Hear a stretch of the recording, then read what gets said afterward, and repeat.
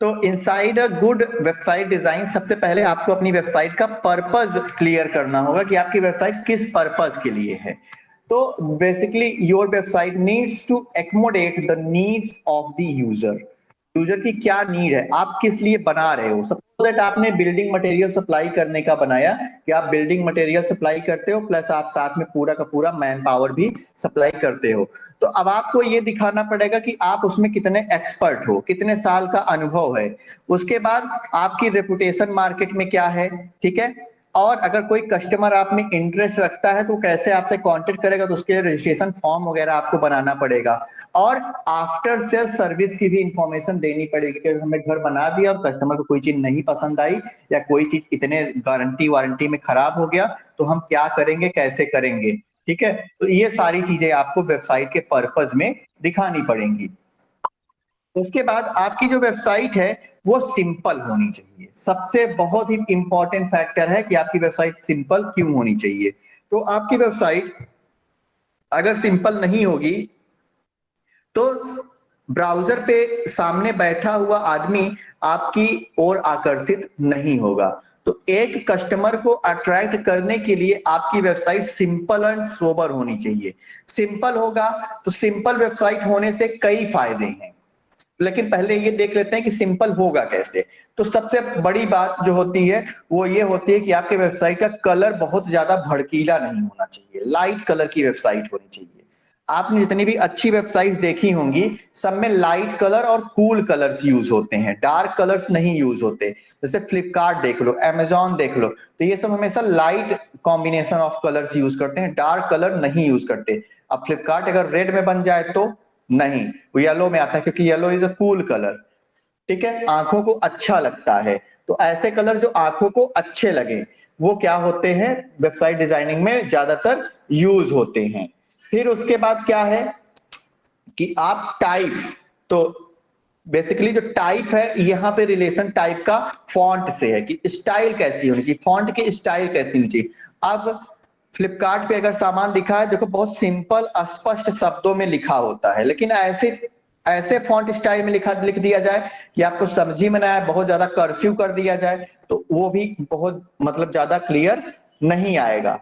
Plus images बहुत ही important role play करता है। अब आपने काफी भारी भरकम इमेजेस बहुत ज्यादा हाइट और विड्थ की यूज कर ली तो वो भी बहुत ही ज्यादा मतलब वल्गर लगता है आपकी वेबसाइट पे। तो इमेजेस एक पर्टिकुलर एरिया में, छोटे एरिया में होना चाहिए, ज्यादा बड़े एरिया में नहीं होना चाहिए। नहीं तो पता लगा एक पूरी स्क्रीन वेबसाइट लोड हुई तो पहले पूरी स्क्रीन पे तो आपकी इमेज ही है, फिर स्क्रॉल करके नीचे आओ तब आपको कंटेंट मिलेगा। तो ये चीजें थोड़ी सी आपको मैनेज करनी पड़ेगी एक गुड वेबसाइट डिजाइन में।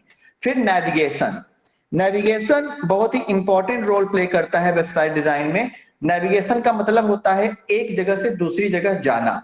तो अगर आप किसी वेबसाइट में हो तो आपको बैक और फॉरवर्ड या एक पेज से दूसरे पेज पे जाने के लिए अप्रोप्रिएट लिंक्स मिलने चाहिए। अगर नहीं मिलेंगे तो आप फिर परेशान हो जाओगे और फिर आप क्या करोगे, कहोगे कि इस वेबसाइट में बड़ी कॉम्प्लेक्सिटीज हैं, हम नहीं यूज कर सकते।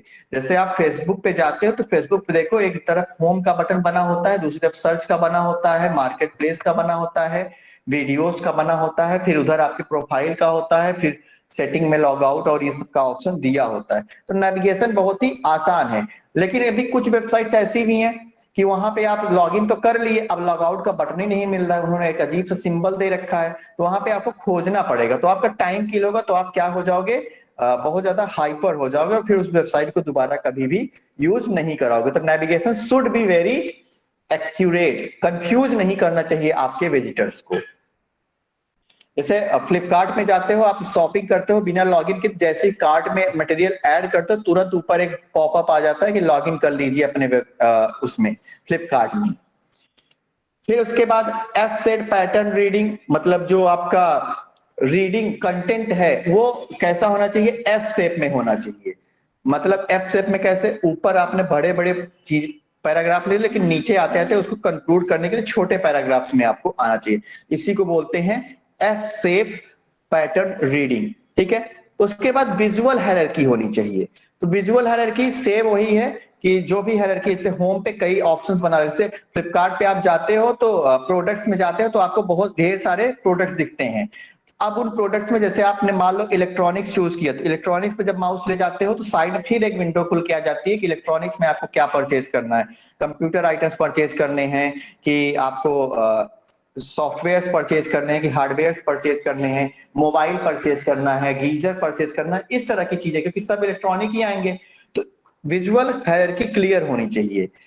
कंटेंट कंटेंट आपके अच्छे खासे और यूजर्स को अच्छे लगने वाले होने चाहिए, ना कि उनको भगाने वाले होने चाहिए। उसके बाद grid based layout. Grid based layout मतलब आपकी वेबसाइट का एक पर्टिकुलर लेआउट होना चाहिए कि लॉगिन इस सेक्शन में होगा, कंटेंट इस सेक्शन में दिखेंगे, आपका कार्ड इस सेक्शन में दिखेगा, ये सारी चीजें।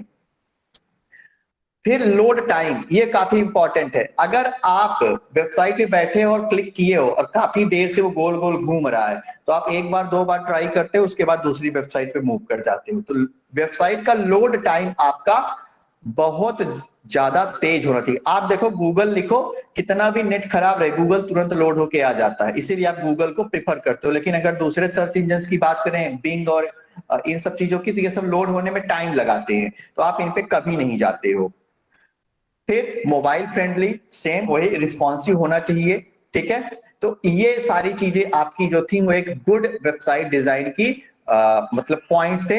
तो देखो लोड टाइम रिलेट करता है। अगर लोड टाइम, आपने इमेज बहुत बल्क में लगा दिया है तो लोड होने में टाइम लगेगा। आपने कंटेंट्स बहुत ज्यादा दिखा दिए हैं, लेआउट नहीं सेट कर रखा है, तो लोड होने में टाइम लगेगा। तो हर एक कंपोनेंट एक दूसरे को यहाँ पे सपोर्ट करता है एक गुड वेबसाइट डिजाइनिंग में। ठीक है,